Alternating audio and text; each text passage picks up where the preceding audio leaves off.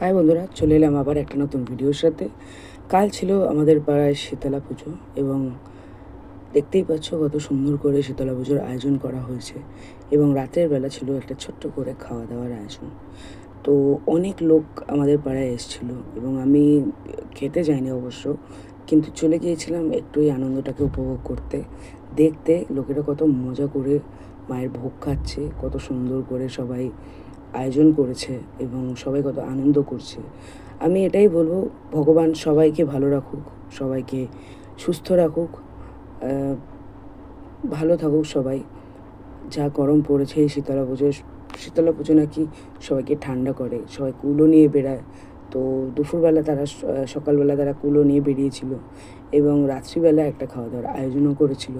কত সুন্দর করে, কত ভালো করে এখানে রান্নাবান্না করা হয়েছে।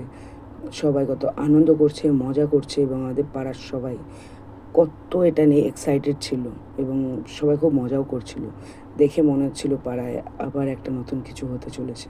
খুব সুন্দর লাগছিল, আমারও বেশ মজাই লাগছিল। তাই আমি চলে গিয়েছিলাম একটুখানি সেই মজাটাকে উপভোগ করতে এবং চলে গিয়েছিলাম সেটাকে একবার দেখতে, পরিদর্শন করতে আর কি। এবং তার পাশেই ছিল একটা শিবলিঙ্গ। তার ঠিক আগের দিনকে শিবলিঙ্গকে পুরো মহাকালেশ্বর রূপ দেওয়া হয়েছিল, কিন্তু পরে সেই সিঙ্গারটা খুলে নেওয়া হয়েছিল এবং আমার তো দেখে ভীষণই, আমি কী বলবো, মন্ত্রমুগ্ধ হয়ে গেছিলাম। আর আমার তো বেশ ভালোই লেগেছিল। ভোলে বাবা সবার ভালো রাখুক, সবার সব কামনা পূর্ণ করুক, সবার যত যত স্বপ্ন আছে পূর্ণ করুক, আমার স্বপ্নও পূর্ণ করুক। আমার স্বপ্ন একটাই, যাতে আমি ভোলে বাবার যে কটা জ্যোতির্লিঙ্গ আছে সে কটা ঘুরে দেখতে পারি এবং ভগবান আমাকে, আমি এটাই প্রার্থনা করবো ভগবানের কাছে, যে ভগবান আমাকে সেই সামর্থ্যটুকু দিক যে আমি ভগবানের প্রত্যেকটা জ্যোতির্লিঙ্গ যাতে ঘুরে দেখতে পারি এবং সুস্থভাবে ঘুরে দেখতে পারি। কারণ জানি না কেন ভগবান একটা আশা আমার পূর্ণ করেছে। আমি কিছুদিন আগে দেওঘর গেছিলাম, তার ভিডিও অলরেডি তোমরা দেখে নিয়েছো এবং সবাই আমাকে খুব ভালো রেসপন্সও করেছো।